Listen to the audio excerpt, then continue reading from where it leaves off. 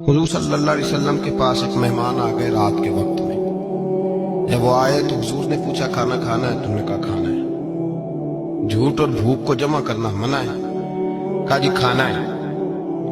تو حضور صلی اللہ علیہ وسلم نے فرمایا ازواج مطہرات کے گھروں میں پتہ کرو کچھ ہے۔ حضرت ام سلمہ کے گھر میں پتہ کیا تو کہا یا رسول اللہ 4 دن سے روٹی نہیں پکی۔ حضرت زینب سے پوچھا تو کہا حضور کئی دن سے چولہا ہی نہیں جلایا۔ حضرت عائشہ صدیقہ، حضرت میمونہ، حضرت سودا، تمام گھروں سے بظاہر یہ دو جہاں کے شاہ ہیں، پر باز کچھ رکھتے نہیں۔ دو جہاں کی نعمتیں ہیں ان کے خالی ہاتھ میں، ہر چیز ہے پر فقر اختیاری ہے، کوئی شے نہ ملی۔ نبی پاک صلی اللہ علیہ وسلم نے مسجد میں اعلان کیا، فرمایا کون ہے جو میرے مہمان کو روٹی کھلائے؟ ان لفظوں کا حسن کوئی حسن والا ہی سمجھ سکتا ہے۔ فرمایا کون ہے جو میرے مہمان کو کھانا کھلائے؟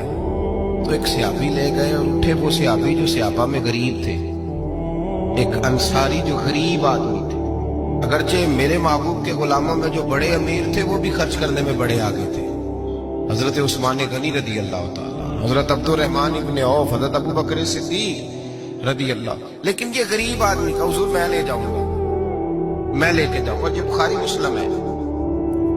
حضور نے فرمایا لے جاؤ۔ وہ اب صحابی گھر لے گئے اور بیوی سے مشورہ کیا، بات پہ غور کرنا،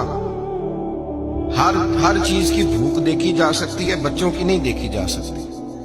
وہ انصاری حضور کے مہمان کو گھر لے گئے، جا کے بیوی سے مشورہ کیا، کہا بھلی مانس گھر میں کچھ ہے؟ تو اس نے کہا تھوڑا سا بچوں کے لیے کھانا رکھا ہے۔ بچوں کے لیے؟ بچے تو بزدل کر دیتے ہیں، بچے تو آدمی کو بزدل کر دیتے ہیں، بچے تو مار دیتے ہیں، کلیجہ پھٹ جاتا ہے بچہ بھوکا ہو، نیند نہیں آتی۔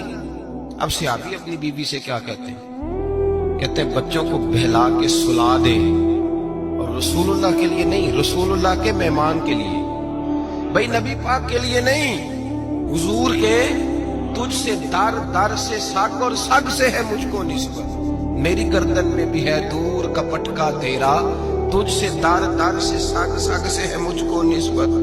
لمبی بات ہے، بچوں کو سلا دو۔ بی بی نے بچوں کو سلا دیا تو میاں بیوی کا مشورہ ہوا کہ مہمان کے ساتھ بیٹھ کے روٹی کھانا بھی سنت ہے۔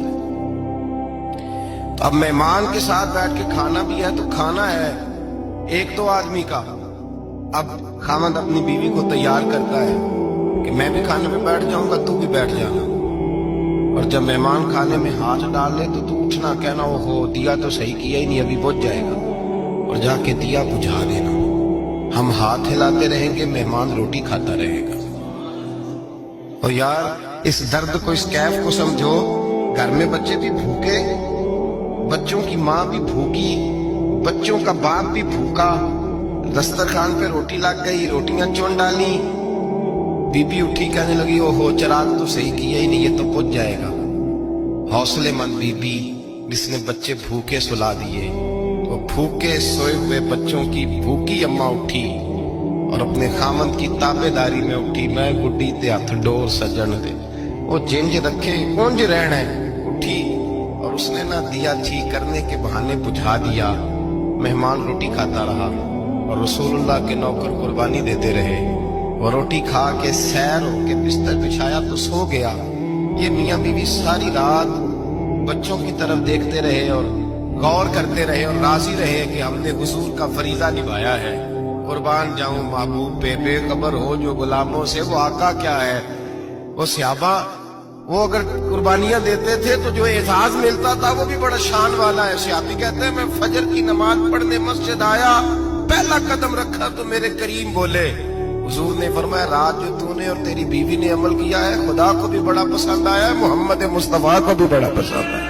اور پھر ایک لفظ اور ہے حدیث میں، ایک روایت میں کچھ جملے اور بھی ہیں۔ حضور نے فرمایا جب تو اور تیری بیوی رات مہمان کے ساتھ احسان کر رہے تھے نا تو عرش کا مالک تمہیں مسکرا کے دیکھ رہا تھا، رب تمہیں دیکھ کے مسکرا رہا تھا، رب تمہیں دیکھ کے مسکرا۔ در دامنی پہ شیخ ہماری نہ جائیے، ہم دامن نہ چھوڑ دیں تو فرشتے وضو کریں، پر میں وہ مسکرا رہا تھا کہ میرے بندے میرے رسول کی رضا کے لیے کیا کر رہے ہیں۔